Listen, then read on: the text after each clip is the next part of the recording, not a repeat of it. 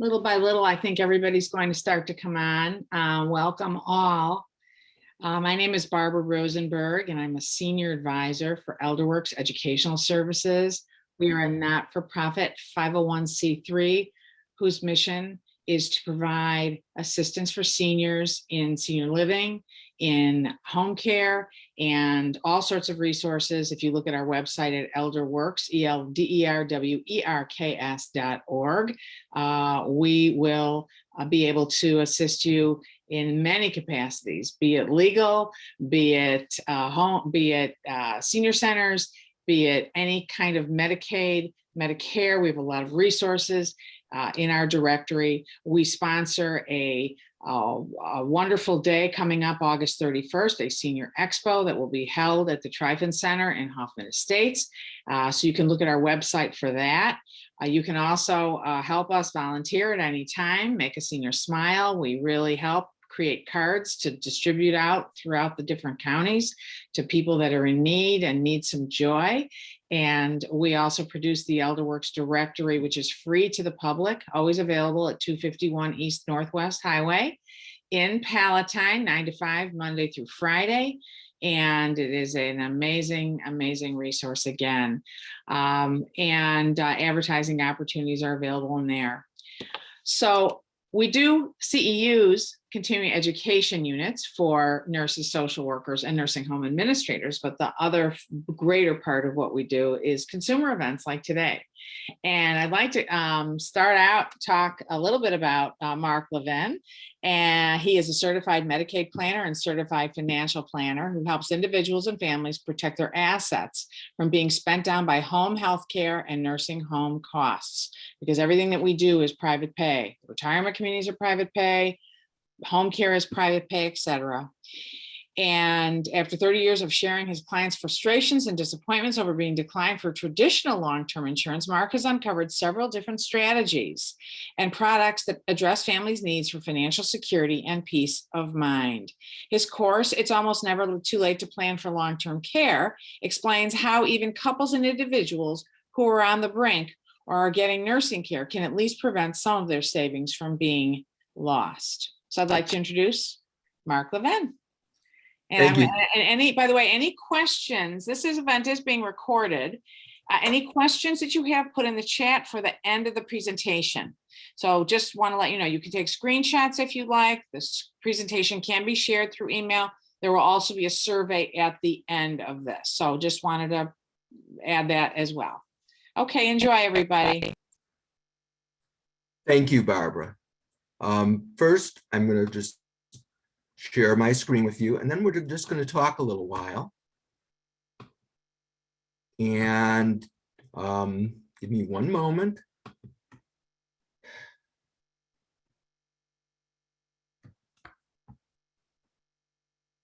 What is this? Okay, there we go. Okay. Well, you may find this title to be kind of curious. Everybody probably tells you that if you don't plan for long-term care before you get to be a certain age or before you get too sick, that it's too late to plan for long-term care. And I'm here to tell you that's not necessarily the case. Although the sooner you plan, the better. The more assets you could protect, the more you can spare your family, more grief and hassles you can spare your family. So let me just talk a little bit about how I happen to get into this field. I've been in the life insurance, financial planning, and retirement planning business for over 42 years. I started out on this when I was 24 years old. And about 7 or 8 years after I entered that field, I became aware of long-term care insurance and the benefits of long-term care insurance.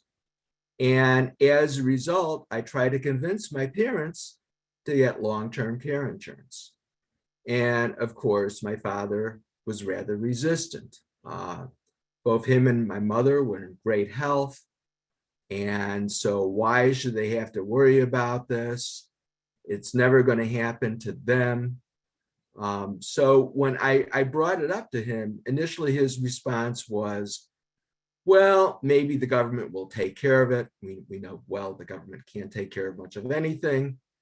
And he also said, well, I'm really not ready for it yet. I really wasn't too sure exactly what he meant by that. What did he mean? That he wasn't ready to be entered into a nursing home? That he was not ready to put himself at the mercy of strangers as far as providing him the care that he would need if he was unable to help himself bathe or dress or do any of the activities of daily living? Whatever the case is, about 5 years later, my father approached me, and this was after visiting both of my aunts in a nursing facility for 5 years. And he said, well, maybe we should start looking into this, particularly on your mother. I said, my mother? You're the one who has the two sisters in a nursing home, not her. So whatever the case is, I found the best plan possible for both of my parents. The plan that I thought would provide them the most benefits for the least amount of cost. Unfortunately, to keep down the cost, I didn't know it at that time, we did not cover home health care. My mother said that she never could imagine having a stranger live with her in their home. And as a result, she only wanted a plan that was going to cover nursing care. Unfortunately, about 4 years later, my father was diagnosed with Alzheimer's. And right at that time, my mother said to me, well, how soon will this plan cover, Dad, for nursing care? And I said, it won't be for at least another 3 months. At that time, the cost of care was about $4,000 a month. And she said, you mean I have to pay $12,000 out of my pocket before this pays a penny? And I said, yeah, that's what we did to keep down the cost. Remember, you wanted to keep down the cost. So a few years later, my father's condition became such that he did have to go in a nursing facility. And fortunately and unfortunately, my father passed away within a couple months of being admitted into that facility. And I can honestly tell you that the plan never paid a penny for his care, because again, there was a 3-month waiting period. But the fact that he found a way to at least protect some of those assets really gave us a lot of peace of mind. And if he had not made that effort to protect those assets, at that time, they could have ended up spending up to $144,000 out of their pocket for care. And this was 23 years ago. Can you imagine what the cost would be today? Probably more like $350,000 to $400,000. So, I really appreciated the fact that he took the time and the effort to make that decision. I really felt he did it not just for himself and not just for my mother, but to spare my sister and I and my mother from having to make tough decisions at a very tough time. Unfortunately, about 6 years later, my mother was diagnosed with pancreatic cancer, and she was treated initially for chemotherapy, and for about 6 months, it kept it at bay. But then she needed home health care. And by this time, even though we got supposedly a good deal, it was about $12 an hour, 24 hours a day. That's the care that she needed. I never, ever thought she was going to need home health care, certainly not for 24 hours a day. At that time, it amounted to about $288 a day, which came out to about over $8,000 a month, which certainly during the rest of her life exceeded about $80,000 before taxes. After taxes, of course, it was much greater. So I've learned from my own experience how important it really is to plan in advance. Again, not just for the one that needs a care, but for the spouse, for the children, because it really spares them a lot of worry and grief of having to worry about their loved ones. And at least in that sense, everybody is prepared. Everybody needs to know what to do. So when the worst occurs, people are able to move on with their lives. So I'm now going to get more into my presentation here. One thing I'd like to say, even before I go any further, is I congratulate you all for coming. This is a really tough subject to even give any thought to. No one ever wants to think of themselves as needing care from a stranger. And the fact that you are doing this is a testament to your ability to see in the future and a testament to your love for your family. So now I'm going to share.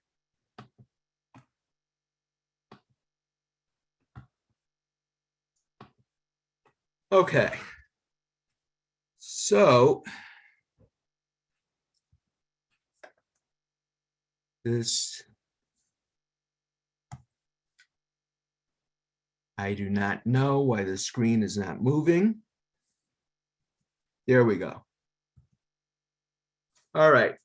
So we've discussed the consequences of not planning. We'll go a little bit more into detail with that later on. We'll also talk about how to avoid a crisis by advanced planning. We're also going to talk about how to best handle a crisis. Hopefully it never gets to that point. And I'll be more than happy to answer any questions that you have at the end of the presentation. All right, well, as many of you may know, the cost of long-term care is not cheap, especially in the Chicagoland area.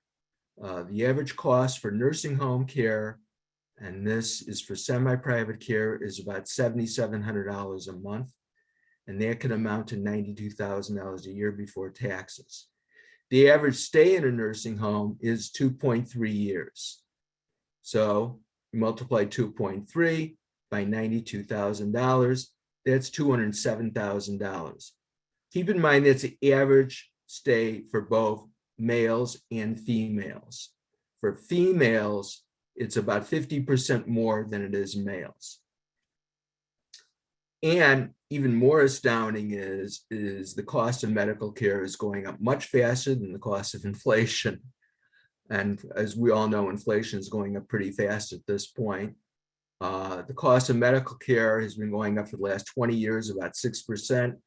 So what will cost today, which would be $207,000, in 10 years, the cost for a 2.3-year stay can be $345,000. Okay, what most people, what they don't know about this is the fact that this can happen to anybody. Anybody could need care almost any time during their lives, and the older they are, the greater the chance is that they need care. Statistics have determined by the Department of Health and Human Services that there's a 68% chance that any of us who are beyond the age of 65 will need long-term care sometime during their lives. And the other thing that a lot of people don't emphasize, and it's something that we all have to give more thought to, is not only what the financial costs are, but what the physical and emotional costs of caregiving can be for loved ones. For example, statistics have shown that caregivers are twice as likely to be in fear and poor health as non-caregivers. Why? It's incredibly stressful to care for your parents, to care for your spouse. It's a 24-hour job. It's not simply 8 hours a day. And as a result, and this is something that the ones who need care never consider, never even want to consider, they have been able to determine in a book, Minding One's Elder Care book, that 30% of spouse caregivers die before their spouse dies. So then who is supposed to take care of that sick and ailing spouse? Now, a lot of people are not aware of what Medicare does cover and what Medicare does not cover. Medicare does cover 20 days of skilled care in full only after a 3-day inpatient stay at a hospital. And that's assuming that you're not just there for observation, but that they can provide you some care. And then even after that, Medicare will cover you for the 21st for the 100th day, but your copay during that period of time is $194.50 per day. Now, most supplements will cover that $194.50 per day. But again, they're only going to cover it if it can be shown that you are benefiting from getting the care at that facility. And then no one is covered after the 100th day. Again, the thing to keep even more in mind is that yes, Medicare will cover home health care, but they'll only cover home health care for medically necessary care at the home. Okay, now, if you're like me or like most people I've come across, you'll realize that there are a number of reasons why people want some sort of protection against long-term care. One is of course, they want assurance that they will have access to quality care. They just simply do not want to have to worry about the limited care they may get from a Medicaid-approved facility. They want care at the best facility. Second of all is they want to have to avoid depending upon their family for care. They don't want to be a burden on their family, okay?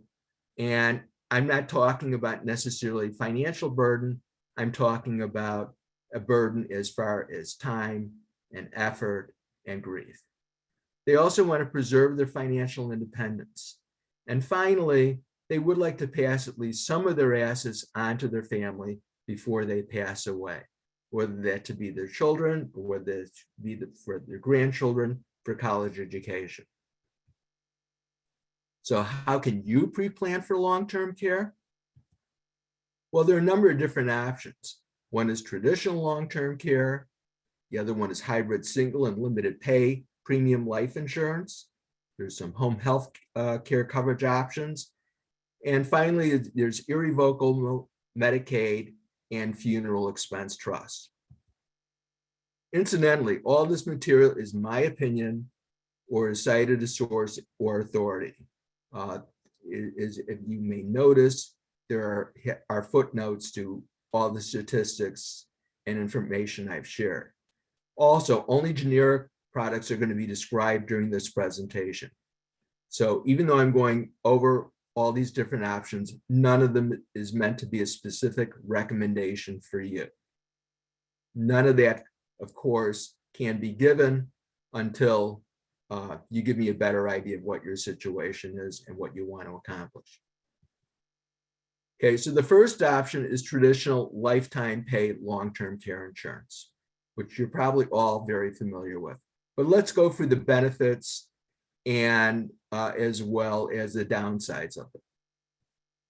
Benefit is that the insurance provides the most immediate protection for less upfront money than almost any available asset protection vehicle. The drawback is that traditional lifetime plans will not pay you a penny unless you make a claim. So it's either use it or lose it. Also, the cost of insurance can go up if the state allows the carrier to increase their premiums. Now, these premiums have not been going up as fast as they were 10 or 15 years ago, but they still go up. A client of mine just received a notice that the carrier whose plan they purchased about 11 years ago is going to be increasing their premiums by 70% over the next 3 years.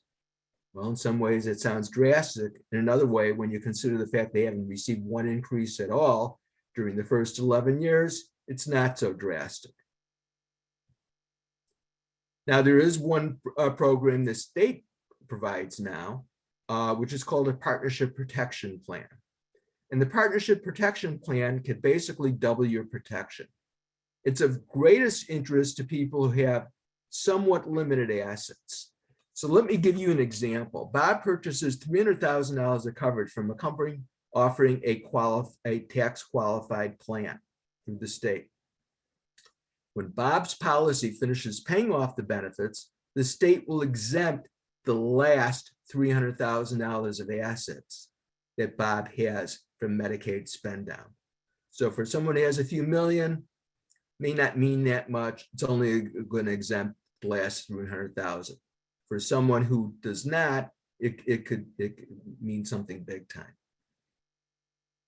Second option is hybrid life insurance with long-term care rider. And this is for people who have a lot more in assets who can afford to pay for this kind of program. Great thing about the plan is that the insurance can be paid off in 1 to 10 years. And of course, you don't have to worry about the premiums being increased. The other benefit is the insured can get a partial to full refund if they cancel coverage, and the family could get a tax-free benefit that in many cases can be equivalent to what the insured paid for coverage if no claim was paid for long-term care before they passed away. So they would receive that tax-free death benefit in the form of life insurance. You paid $100,000 for the plan, let's say over a 10-year period of time, the children or the spouse can receive $100,000 back tax-free.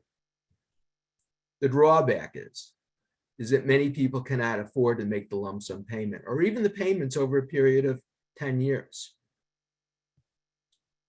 Another program, and this is for people who normally consider themselves to be uninsurable, are home health care plans. Now, one kind of program that many of you may not be aware of is called a home health care service contract. This is not insurance. This will pay for the custodial care for those who cannot perform the activities of daily living, bathing, dressing, feeding, toileting, going from chair to bed, bed to chair, normally called transferring, incontinence. It'll also pay for a homemaker to cook meals, clean up the house, and take them for doctor's appointments. And this plan can pay up to $250,000 of benefits for a period over 10 years. The downside of the plan is that it does not pay for any skilled home health care. Mark, can I just make a comment? It's Barbara real quick. Somebody just said, and I'm not sure, where it's at. Somebody just said that there's a lot of insurance terms being used without translating it into clear meanings. So I think, and I'm not sure what that means. Enid, if there's a specific question you have, just put it in the chat for the end. You know what? I will make an exception this one time, and I will answer whatever question they have regarding this right now. Okay, Enid, did you want to ask a specific question and type it in the chat, please? Otherwise, we'll just go ahead and save it for the end. All right, why don't we save it for the end then? Okay. Please explain the traditional insurance is what she just said. Traditional insurance is a insurance plan in which you pay premiums for the rest of your life for coverage. It only covers long-term care insurance claims for home health care, and claims for nursing care and assisted living care. It does not cover anything else than that. And just to give you an example, this is important. I'm glad she asked this question. Is that the plan will only pay for benefits should the individual be diagnosed as cognitively impaired. Generally, it may mean Alzheimer's, that can't no longer live on their own, as well as if they're unable to perform 2 out of the 6 activities of daily living. Again, bathing, feeding, dressing, toileting, transferring, incontinence. That is the plan that most people are familiar with, that probably most people who have coverage have purchased. Does that answer the question? So what I did is I put, because I know a lot about long-term care insurance, thank you. So it did answer the question, and I did put a little narrative into the chat as well. So Okay. again, just to help, because I understand, and we use this all the time. And so thank you for chiming in, Enid. That might be helpful to everybody. Long-term care insurance policies are very, very wise. You get them while you're healthy. You get them when you're as young as possible. And nowadays, and Mark, correct me if I'm wrong, those policies are, 4 to 6 year policies. The lifetime policies are cost prohibitive. They used to be sold, but, unfortunately, there's been way, way, way, way, way too much use of them and dementia. And the lifetime policies are really difficult. And some of these policies are, $4,000, $6,000, $10,000 per year, and you pay into them. And then the premiums usually end when the care starts. And so that's just basic to that. So Mark, go ahead with your presentation. Thank you. I hope that helped. That added. And the one thing is, and I was almost forgot to mention to this about the home health care service contract, is that one of the benefits of the home health care service contract is almost anybody could qualify for that kind of plan, as long as they're still able to perform the activities of daily living, and as long as they are not getting nursing care or home health care at this time. Right. And how much is that contract roughly? It depends upon what kind of plan that you choose, but the plan can range anywhere from about $1,000 to about $4,000 a year per person. Okay, and that is something that I'd be more than happy to go into more detail with for anyone who has particular questions about it. That's perfect. Okay, you'll continue the presentation, and your email and your phone are in the chat as well. Right. Okay, great. Right. Great.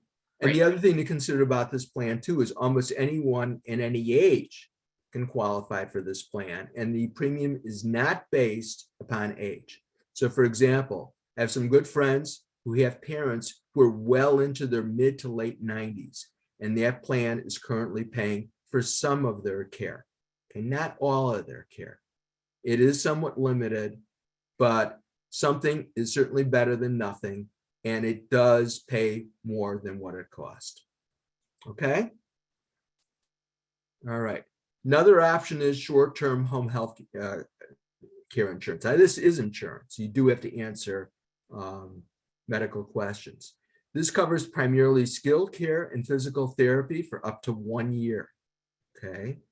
It also includes 60 days of service from a home health aide. But again, the primary purpose of this is to cover skilled care and physical therapy, not necessarily the services of a homemaker, although it can cover that for up to 60 days. Then another option is Medicaid irrevocable trusts, which I strongly recommend that for anyone who is interested in these, that they contact a qualified elder law care attorney. Don't go to a generalist, go to a specialist. They can be used to protect some of your assets if you're on the verge of being admitted to a facility. They could also be done earlier than that. And the income assets can be transferred over into the trust. The downside of this is that once the assets are transferred to the trust is irrevocable. Your client does not have access to the principal. The other downside of this is that in order to protect your IRAs, you also must transfer those over into the trust too. Well, once you change the titling of those IRAs, of course, those IRAs become completely taxable. And generally, that's the last thing that most people want to do, because that tends to throw them into a much higher tax bracket as well. The other thing to consider is that this makes use of what they call a 60-month look-back period of time. Depending upon your assets, depending upon the cost of the care, it may be less than that, but certainly there's only so much an attorney can do to protect those assets if you wait until the last minute. Another option are irrevocable funeral expense trust. If you have not set aside money for your funeral and for final arrangements, those assets can be depleted by Medicaid. And so it is absolutely essential that you, especially if you have a limited amount of assets, especially if you have not made any final arrangements at all, that you put aside that money so your children and your family members can pay your final expenses. Then there's crisis plans for those who need immediate care outside of the home. Okay. As we already mentioned, there's only so much that the elder law care attorney can do. He can only protect so much. So when it comes to that situation, we really need to take a look at what the requirements are for Medicaid. Many of these you're probably familiar with. They're non-financial requirements. You must be a U.S. citizen or qualified alien. You must be at least age 65 or older, blind or disabled, and you must be a resident of a Medicaid-approved facility, a facility that accepts Medicaid. There are financial requirements too. Your income must be below the cost of what the cost of the facility is. And your total countable assets must be below the individual resource allowance. And we'll go into that in one moment.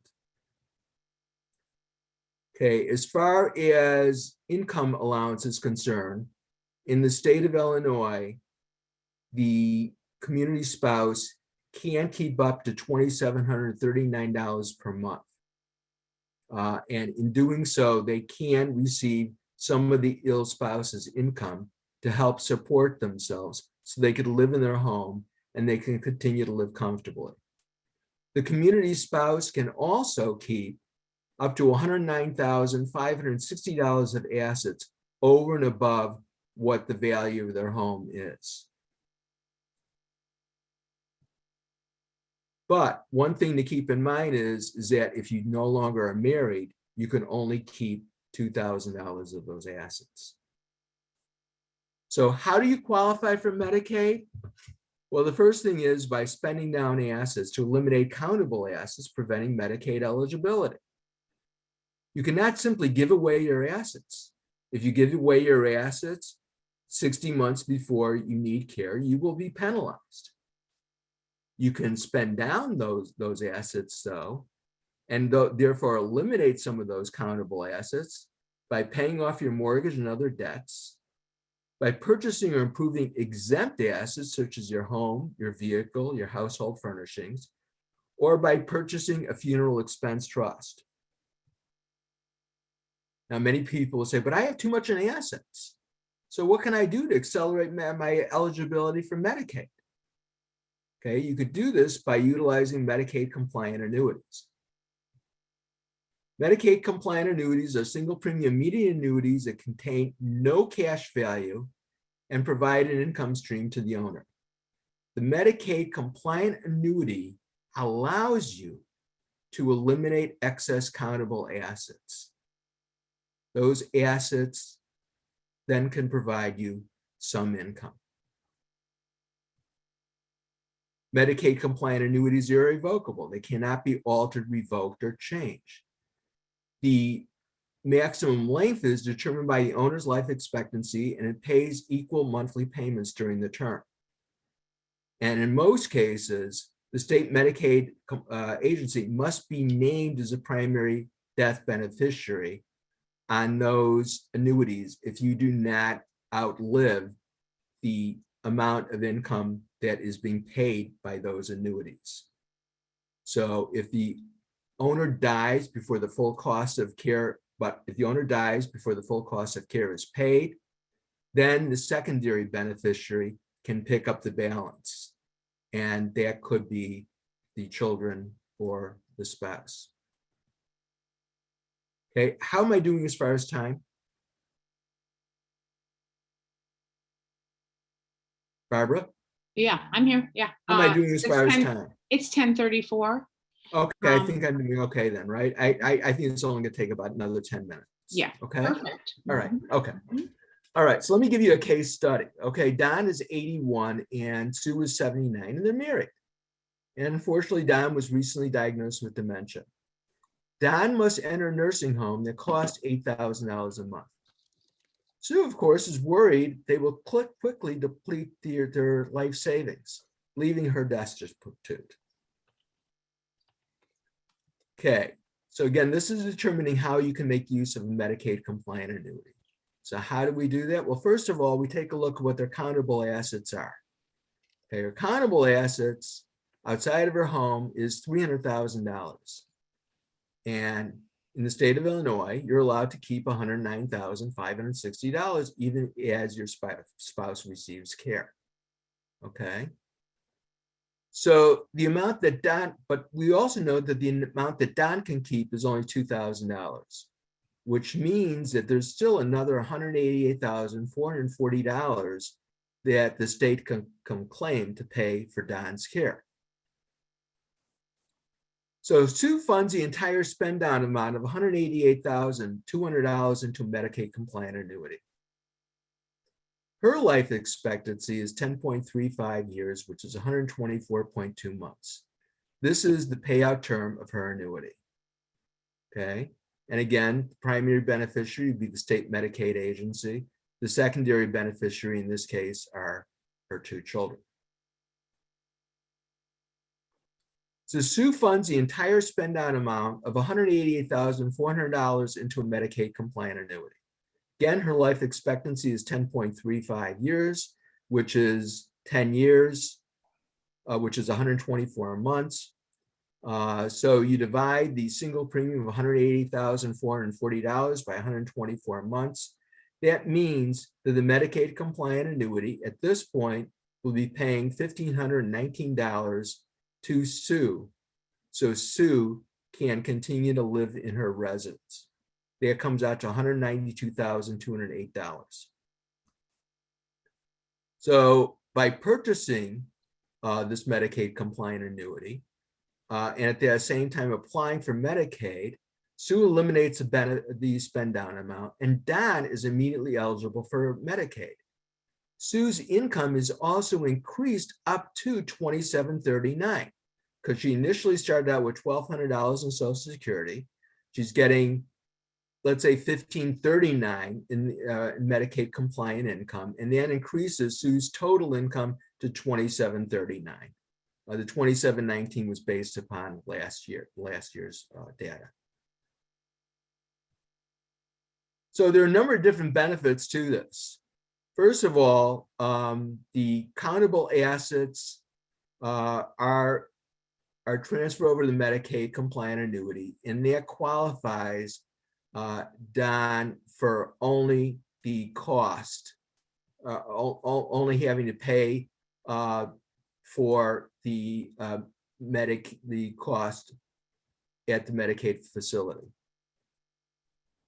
Medicaid compliant annuity can then be used to provide the community spouse with needed supplemental income, and for an individual, the applicant can divest. Now, this is if you're talking, this is a totally different scenario. Let's say that Sue needed the care and she was no longer married. So if Sue needed the care and she was no longer married, then in a situation like that, she could divest approximately half of her assets. So at least 50% of her assets could be passed on to her heirs. This is by making use of the 60-month look-back period, in which case this could be reduced on the base of her life expectancy and on the base of the cost of care.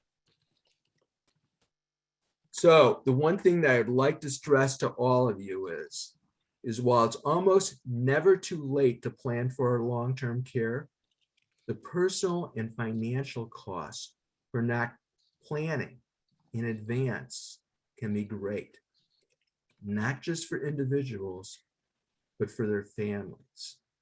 And we're not talking about just simply financial costs. We're talking about personal costs. A means of how you can make sure that your children, that your spouse, is spared all the grief that is involved in taking care of ones that they love so much, so their health is not jeopardized and their financial situation is not disturbed. So while it's almost never too late, the sooner you plan, the better. I am now available for questions.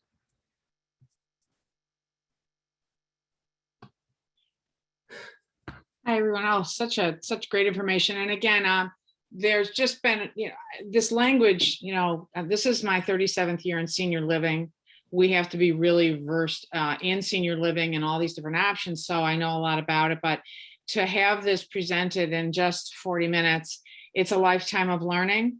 And so the first thing that I am going to say is that you should set up a time with Mark, and you've got his email and his phone in the chat. One question somebody is asking, please say more about how the MCA, affects an unmarried individual. MCA stands for what? Medicaid compliant annuity. Okay. The effects for the unmarried individual is that, and I'd have to give a more specific example, which I didn't feel I had time to do, is that it can be used to, again, qualify that individual for only what the cost of the care is after the look back period is satisfied. The look back period may only be 7 or 8 months, again, depending upon the cost of the care and their assets. So during that period of time, they would have to pay for the full cost of the care.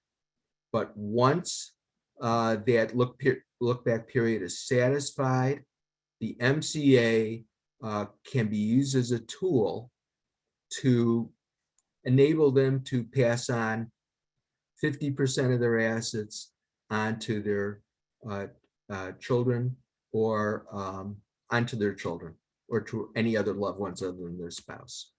Mm-hmm. Okay. One thing I'd like to emphasize is, and I'm just looking at these chats now, I'm going to try to save them. One thing I'd like to emphasize is that I do have a PDF of this.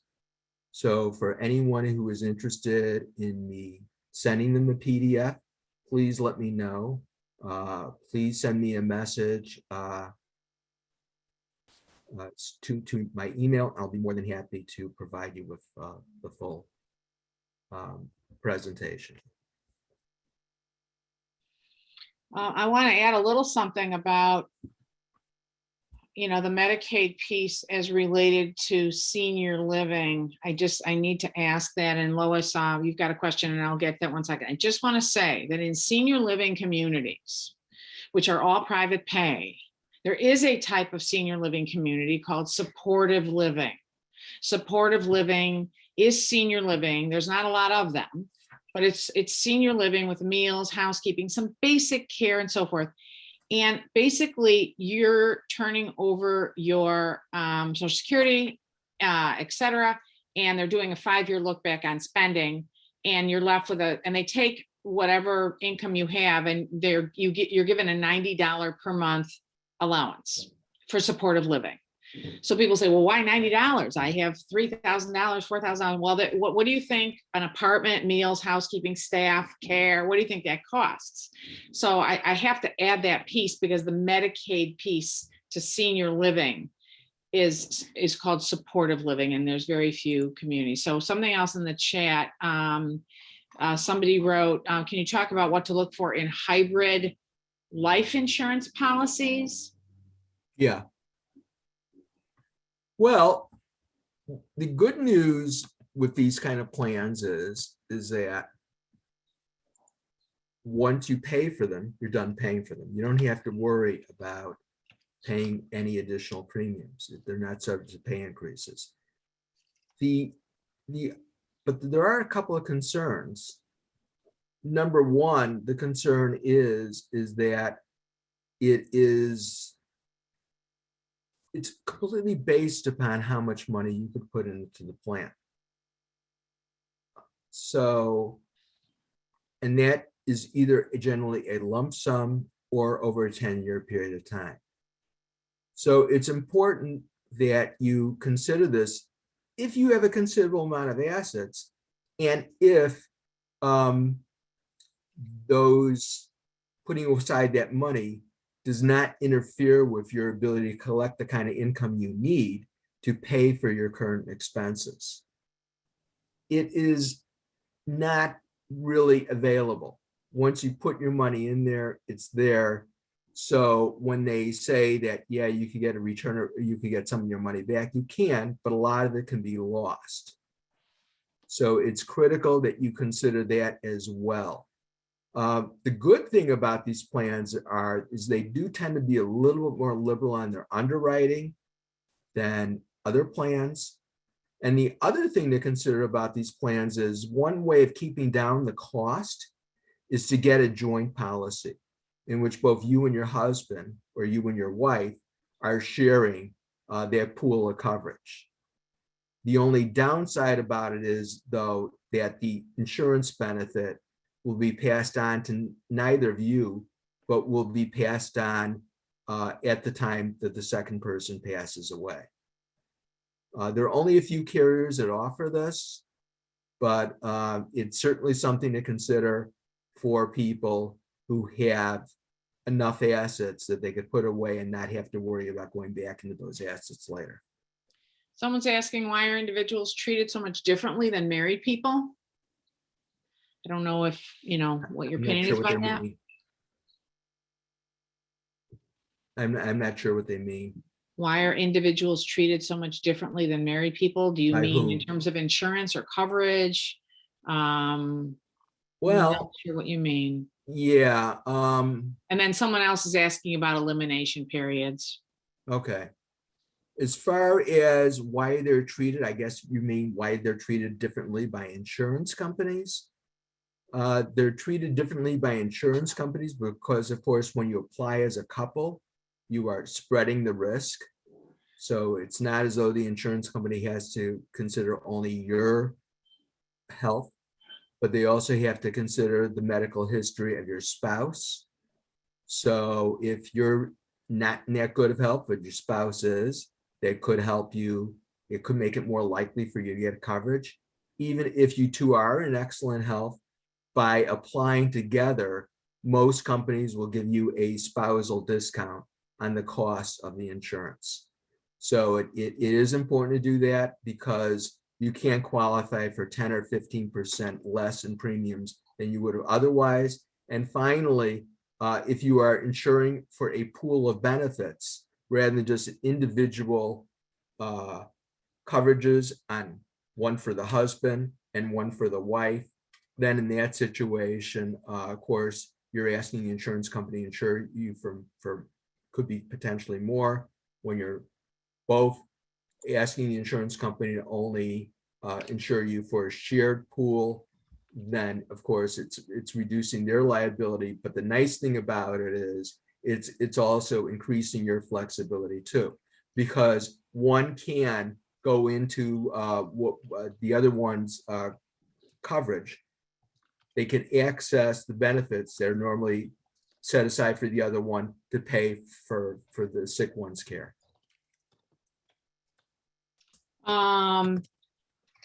Another question is, I guess going back to the individual versus couple, somebody said relative to assets maintained by the couple. I was referring to the amount of assets that can be maintained before Medicaid can apply. I do not know why the state does what they do. I suppose they feel that the other spouse will need that money more so now that they are potentially surviving the sick spouse. That's all I can say. So if somebody is in their, somebody's in their 60s, so young 70s, and that person's had some health issues and they don't qualify for long-term care insurance and they can't buy long-term care insurance and they can't buy life insurance. That couple can buy a home health care service contract Yes, with medical conditions. yes. As long as they're still able to perform the activities of daily living. Yes. Perfect. Okay, and even if they have extensive issues, they can still perhaps get coverage under the home health care insurance plan too. Again, as long as it's not cancer or Right. Alzheimer's. Yeah. Right, right. So yeah, Okay. those are the two best options. Other than that, the only other option, of course, would be, and it depends upon the amount of assets, either talking to me and an elder law attorney, or is how those assets can be protected by the use of Medicaid compliant annuities, as well as through a Medicaid irrevocable trust. In some cases, depending upon the situation, I actually encourage them to talk to both me and the attorney, because in that way we could do together the best job we can for them. Purchasing a home health care contract, do you physically sell those? Yes, Okay, yes, I do. yes. So yeah, everything that I mentioned, I can offer, other than Medicaid irrevocable trusts. And I can help someone qualify for Medicaid by helping them fill out a Medicaid application. But in many cases, I've learned that a lot of nursing facilities are more than happy to help that particular individual fill out that application for nothing. So if they could find a nursing facility that's willing to help them fill out that application for nothing, that's great. And that way I could help them qualify for the Medicaid compliant annuities. So at least they can protect the limited amount of assets that they have. Okay, helpful. Where is your office located? If someone were to meet with you, or do you go to people's homes? I can meet with them at their homes. Okay, so you meet with people at homes. You're more than welcome to meet with people at ElderWorks at the office at 250 I can do that as well. Northwest Highway. You're more than welcome. Just, make a date with us. We're Right. still mask compliant, so you're more than welcome to do that and make an appointment. Any other questions? I can even meet with them virtually if they want to for an initial Okay. meeting. I prefer ultimately meeting people in person, but for Okay. initial meeting, virtually is fine. Okay, okay. Any other questions from anyone? Okay, well, we want to thank everybody for their time. Someone's asking just basically, just a quick one, and I think that's a private. Are you fee-based? If they are applying for Medicaid compliant annuity, yes. Depending upon the length of that annuity. So in some cases, insurance companies are able to pay me for that. In other cases, they aren't. And in those cases, I must charge a fee for my time. Okay.